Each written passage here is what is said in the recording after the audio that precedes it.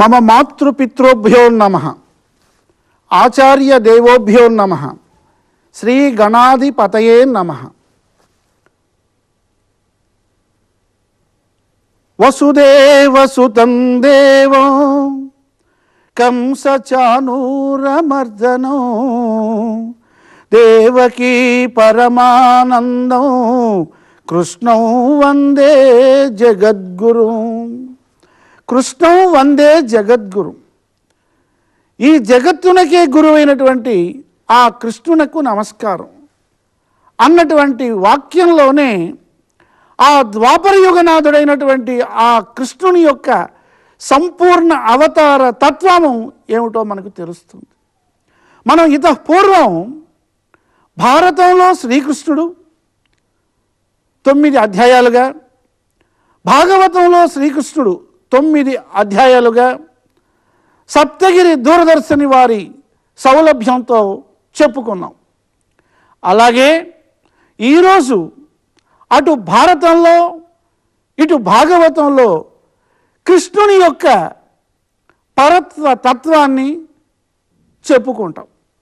అనగా తారతమ్యంగా ఆ ద్వాపరయుగనాథుడైనటువంటి కృష్ణుడు రాజనీతి దురంధరుడుగా భారతంలో, భక్తవత్సలుడుగా భాగవతంలో ఎలా ఏ ఘట్టాల్లో మనకు పొందు పరుపబడ్డారో ఆంధ్ర మహాభారతంలో కవిత్రయం వ్రాసినటువంటి మహాభారతంలో నుంచి కొన్ని ఘట్టాలు, అలాగే సహజ పాండిత్యుడైనటువంటి బమ్మెర పోతనామాత్యుడు విరచించిన ఆ మహాభాగవతంలో ఆంధ్ర మహాభాగవతంలోని కొన్ని ఘట్టాలను ఇకపై 6 అధ్యాయాలుగా మనం విశ్లేషించుకుంటాం. సప్తగిరి ప్రేక్షకులకు నా నమస్సుమాంజలులుగా ఈనాటి ఇతివృత్తాన్ని మనం ఇకపై ప్రారంభిద్దాం. మహాభారతం ఇతిహాసం, భాగవతం పురాణం. భారతం వేదవ్యాసునిచే రచింపబడినది, భాగవతం అతని కుమారుడైన సుఖ మహర్షి నోట వెలువడింది. ఈ గ్రంథాల రచనలోని ముఖ్య ఉద్దేశ్యం వీటిలో ద్యోతకమయ్యే శ్రీకృష్ణ పాత్రను తులనాత్మకంగా పరిశీలించడం ఎంతో శ్రమ సాధ్యం. ఈ 2 గ్రంథాలు సంస్కృత సాహిత్య నందనోద్యానములో వెలసిన పారిజాత వృక్షాలు. నన్నయ్య భట్టు ఆదిపర్వం ఉపక్రమణికలో భారతాన్ని పారిజాత వృక్షంతో పోల్చాడు. ఆ పద్యం ఇది: అమితాఖ్యానక శాకలం బలచి వేదార్థామల ఛాయమై సుమహావర్గ చతుష్క పుష్ప వితతిన్ శోభిల్లి కృష్ణార్జునోత్తమ నానాగుణ కీర్తనార్థ ఫలమై ద్వైపాయనోద్యాన జాత మహాభారత పరిజాతమరున్ ధాత్రీసుర ప్రార్థమై అని ఆదిపర్వంలో 1వ ఆశ్వాసం 66వ పద్యంలో చెప్పబడిందన్నమాట. ఇక భాగవతం కూడా పారిజాతమే. ఈ విషయాన్ని పోతన గారు మనోహరంగా వర్ణించారు. లలిత స్కందము కృష్ణమూలము సుకాలాభిరామంబు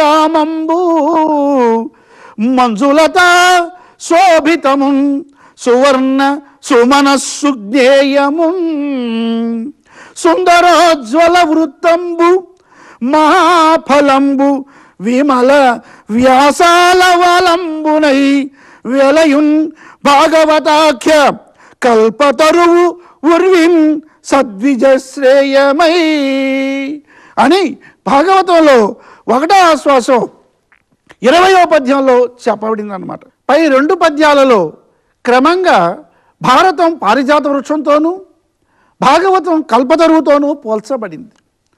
కల్పవృక్షం, పారిజాతం అనేవి 5 దేవతా వృక్షాలుగా చెప్పవచ్చు. అమరకోశంలో స్వర్గవర్గంలో ఇలా చెప్పబడింది: పంచైతే దేవతర మందార పారిజాతక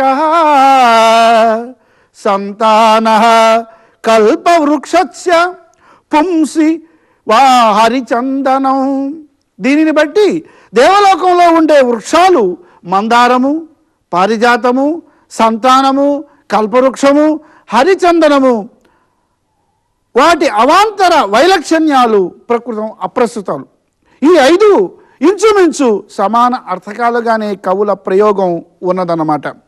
ఇక పోతన గారి భాగవతంలో ముందు ఉదాహరించిన పద్యం తరువాతి గద్యం కూడా ఇలా ఉన్నదన్నమాట. ఇట్లు బాసిల్లడు శ్రీ మహాభాగవత పురాణ పరిపారిజాత పాదప సమాశ్రయంబున. అందువలన ఆంధ్ర సాహిత్య నందన వనిలో ఉద్భవించిన పారిజాత తుల్య ప్రతిపత్తి కలిగిన 2 ఉద్గ్రంథాలలో శ్రీకృష్ణుని పాత్ర ఏ విధంగా చిత్రించబడిందో తులనాత్మకంగా విశ్లేషించడమే ఈ అధ్యాయం యొక్క ప్రయోజనం. ఈ గ్రంథరాజాలను గూర్చి తెలుసుకోదగిన ముఖ్య విషయం భారతాధ్యయనం వలన కలిగే ఫలం కృష్ణార్జునుల యొక్క నానా విధములైన ఉత్తమ గుణాలను కీర్తించడమే. ఇక భాగవతములో చెప్పబడిన ప్రయోజనం మహాఫలము అంటే మోక్షం. ఇదిగాక మహాభారత పఠనం వల్ల వచ్చే అనేక ఫలాలను నన్నయ్య భట్టు శీసపద్యంలో ఇలా వివరించారన్నమాట.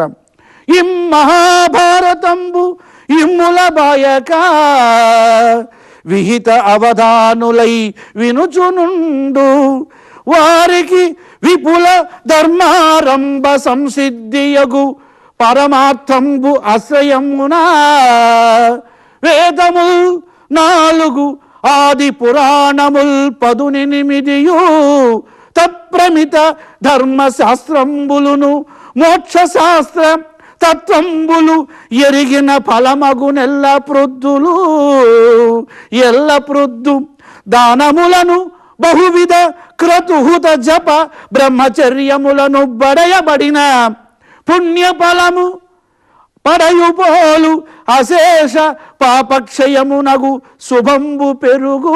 చివరిలో అశేష పాపక్షయంబు అన్నట్టు పోయికొట్టేటువంటి శుభం పెరుగుతుందని ఈ యొక్క ఇతివృత్తంలో మనకి ఈ గ్రంథం చెప్తుందన్నమాట. ఇది ఆదిపర్వంలో 1వ ఆశ్వాసం 72వ పద్యంలో చెప్పబడింది. 4 వేదాలు, 18 పురాణాలు, ధర్మశాస్త్రాలు, మోక్షశాస్త్ర తత్వాలు తెలిసిన ఫలములతో పాటు అనేక దానాలు, వ్రతాలు చేస్తే వచ్చే పుణ్యం కూడా మహాభారత పఠనం వలన, శ్రవణం వలన సిద్ధిస్తాయని ఈ పద్యం తెలియజేస్తుంది. ఇదంతా పూర్వ పుణ్య పరంపర సంపాదనకు హేతు. అంతేకాని అనంతమైన పుణ్యం ఆర్జించినందువలన వచ్చే ఫలం ఏమిటో అది మాత్రం ఇందులో స్పష్టంగా పేర్కొనబడలేదు. ఇక ఆ విషయాన్ని సమగ్రంగా స్పష్టంగా ప్రతిపాదించినది భాగవత పురాణము. ఈ భాగవత తులనాత్మక పరిశీలన చేసేవారికి ముందుగా గోచరించే ప్రధాన భేదమే ఇది. మరొక పద్యంలో నన్నయ్య ఇలా అంటారనమాట. సత్యవతేయ విష్ణు పద సంభవమై విబుధేశ్వరాబ్ది సంగత్యుపశోభితంబై జగద్విదితంబగు భారతీయ పారత్యమలాపగౌగము నిరంతర సంతత పుణ్య సంపద ఉన్నత అభివృద్ధి చేయు వినినన్ కొనియాడిన ఎల్లవారికి అని ఆదిపర్వంలో 1వ ఆశ్వాసం 73వ పద్యంలో ఆదికవి నన్నయ్య భట్టి ఇలా వ్రాశారన్నమాట. అంటూ మహాభారతాన్ని గంగానదితో రూపించాడు. ఆ ప్రసిద్ధమైన గంగ విష్ణుపదం నుండి అంటే ఆకాశం నుండి పుట్టింది, సముద్రములో కలిసింది, జగద్విదితమైంది, అనేక పుణ్యాలను కలిగిస్తుంది. అదేవిధంగా ఈ మహాభారతం కూడా సత్యవతేయుడు అనే విష్ణుపదం నుండి పుట్టింది. వ్యాసాయ విష్ణు రూపాయ వ్యాస రూపాయ విష్ణవే అన్నట్లు వేదవ్యాస మహర్షి విష్ణువు యొక్క మరొక రూపం. ఆయన పదం నుండి మాట నుండి పుట్టినది భారత గంగ. అందుకే మనం గంగాదేవి కూడా వ్యవసాయదారులకు సోదరి అంటారు. బ్రాహ్మణో ముఖమాసీత్ అన్నట్లుగా బ్రాహ్మణులు ముఖంలో నుంచి పుట్టారని, క్షత్రియులు భుజస్థలంలో నుంచి పుట్టారని, వైశ్యులు ఊరులో నుంచి పుట్టారని, ఆ శూద్ర ఆ యొక్క రైతులు వ్యవసాయదారులు గంగాదేవి విష్ణువు యొక్క పాదం నుంచి పుట్టారని, అందువల్ల గంగాదేవి ఆ వ్యవసాయదారులకు సోదరి అనే మాట కూడా నానుడి ఉన్నదన్నమాట. అలా ఇక ఈ భారతీయ ఈ గంగ కలిసే చోటు విభుదేశ్వరులు అంటే మహాపండితులు అనే అబ్దులు. ఇది భారత అమర ఆపగౌగము. ఇది నిరంతర సంపదలను కలిగిస్తుంది. ఇవి భారతం వలన ప్రయోజనాలు. ఇక తిక్కన సోమయాజి విరాట పర్వం ప్రథమాశ్వాసంలో మహాభారతాన్ని ప్రస్తావిస్తూ మహాభారతంబు సమస్త దురితాపహంబును అభిమత శుభావహంబును గావునా ఒక్క మహాఫలంబు గోరి జనమే జయుండు కృష్ణ ద్వైపాయన మహాముని కారుణ్యంబు వడసి అని ఆ యొక్క గద్యంలో మనకు చెప్పాడనమాట. ఇక భాగవతం సాక్షాత్తు మోక్షానికి ప్రతిపాదకత్వమే ప్రయోజనం. అందువలన సాధన స్వరూపాన్ని తెలిపేది భారతం, సాక్షాత్తు సాధ్యమైన ఫల స్వరూపాన్ని తెలియజేసేది భాగవతం. కాబట్టి ఈ ప్రథమాధ్యాయంలో ఇలాంటి విశ్లేషణ చెప్పుకున్నాం. అలాగే రెండవ అధ్యాయంలో మరికొన్ని విశేషాలు చెప్పుకుందాం. ధన్యవాదాలు.